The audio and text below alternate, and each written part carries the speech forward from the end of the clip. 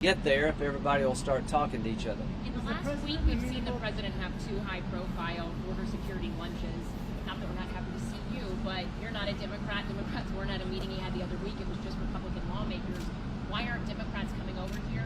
Did he ask you to bring any? Should you have brought some with you? When can we see Senator Well, it's pretty hard to get here from Hawaii, but the phones do work. What about last week? So all I can say is that the Democrats have said they're not going to give him a dime for a border wall. The House will change next week. They're going to send over to a bill from the House. They won't have any money for a physical barrier, wall, fence, artistically designed slats, and that's not going to fly.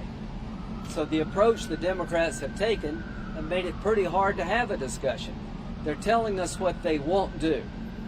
After lunch today, I think the president is telling us what he wants, and he's willing to do some things to get what he wants.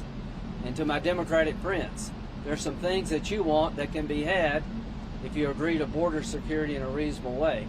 The reason we're not talking is because the House Democrats have told us there's no way, no how you're going to get anything you want. Senator, did you talk to the president? I apologize, I'm late, but did you talk to the president about slowing down the Syria troop withdrawal, perhaps reconsidering that? I think the president's trip to Iraq was eye-opening. The commanders there told him that ISIS was in a world of hurt, not completely destroyed, but well on their way. I think operations to completely destroy and decimate ISIS are going to be ongoing and are going to be accelerated. So the president assured me that he's going to make sure he gets the job done, and I assured him that nobody has done more to defeat ISIS than he has. We're inside the 10-yard line. Then you got the Kurds that we need to be concerned about. They stepped up when nobody else would, and he's very aware of that problem.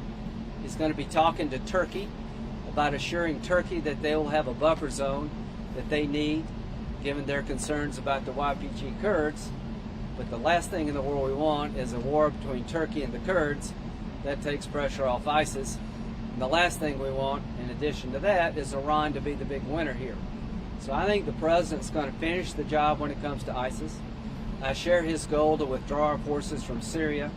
I just want to do it in a smart way, make sure that Iran's not the big winner. And after the discussions with the president and General Dunford, I've never felt better about where we're headed.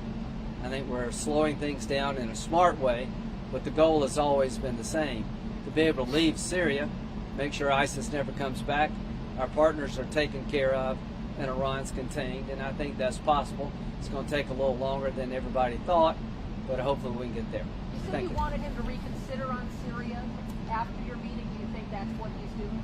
I think the president has come up with a plan with his generals that makes sense to me. The goal is to make sure ISIS doesn't come back.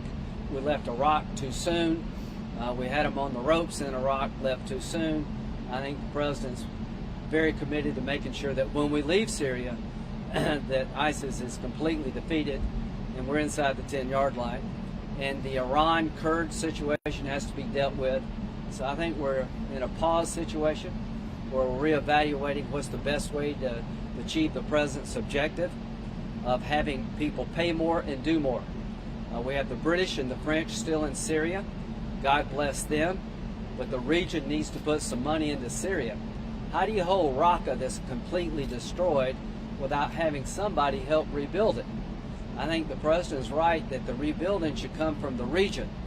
And we'll see what happens here in the next few weeks. But I feel better about Syria than I felt before I had lunch. I think the president's taking this really seriously, and the trip to Iraq was well timed. Thanks. So is he open to keeping troops in Syria?